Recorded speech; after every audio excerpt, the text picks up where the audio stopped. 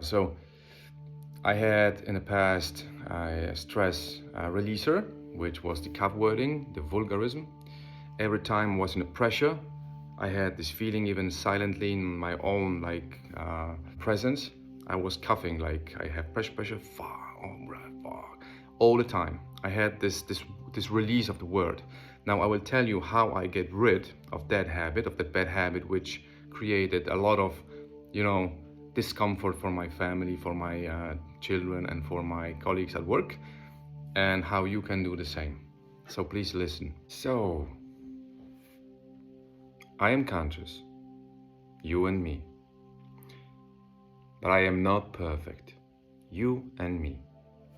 And I know this, in this world, I will never reach perfection. This is not the goal, okay? Awareness is the goal. To be aware. I know that words carry power.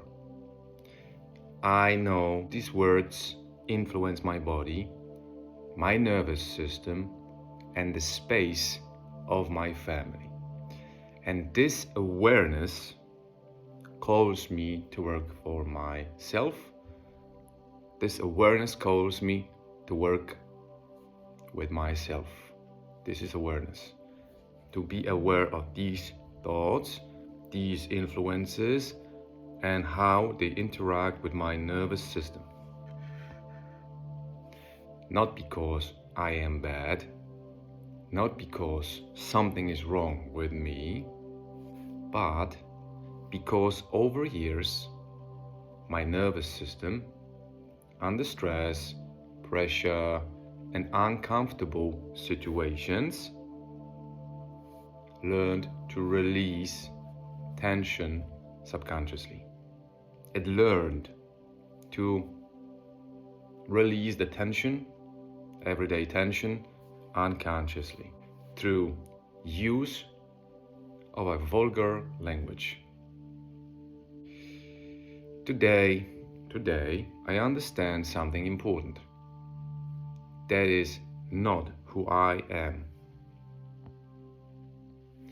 It is an automatic response, it was always, of the limbic system which is present in my body, fast, reflexive, and unconscious. And because of that, I do not fight myself. I do not try to shut it down, because the brain cannot tolerate a void. It cannot tolerate a void. If you do something unconsciously, as I do, cuff wording, vulgarism, when stressed, I need to rechange it. I need to exchange for something else. I cannot do it and then avoid it, because there is a void which cannot be tolerated by the nervous system, by the brain.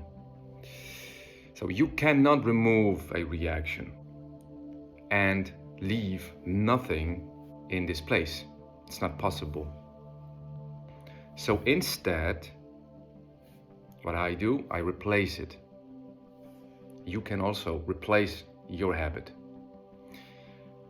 Consciously, calmly, and consistently, with awareness. Instead of the old impulse, I insert a new one. If something happens and I am willing to say, oh, I am saying, stop. And the brain is shifting because he learns that there is a different exchange in the wording which he can use, so there is no void, but there is something instead. So instead of a curse word, I choose a signal of control. Stop. Right? Calm returns and I lead. In the first weeks, you do it really consciously. You will have situations where you speak, but you learn. And the unconscious mind gets familiar with the stop word. This is not affirmation nonsense. This is a biological switch biohack. You cannot avoid a habit. You need to exchange it with something else. Do not create a void. And I know that over time, what once appeared as an impulse will dissolve into silence. Once again, if something appeared as an impulse, will dissolve in silence.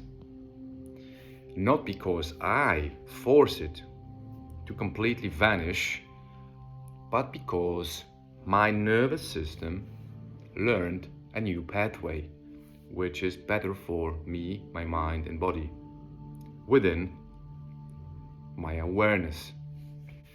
This is how old habits are uprooted, right? Not through war, not through fighting with them, but through replacement, the bad one with the other one. And at this stage, this is enough.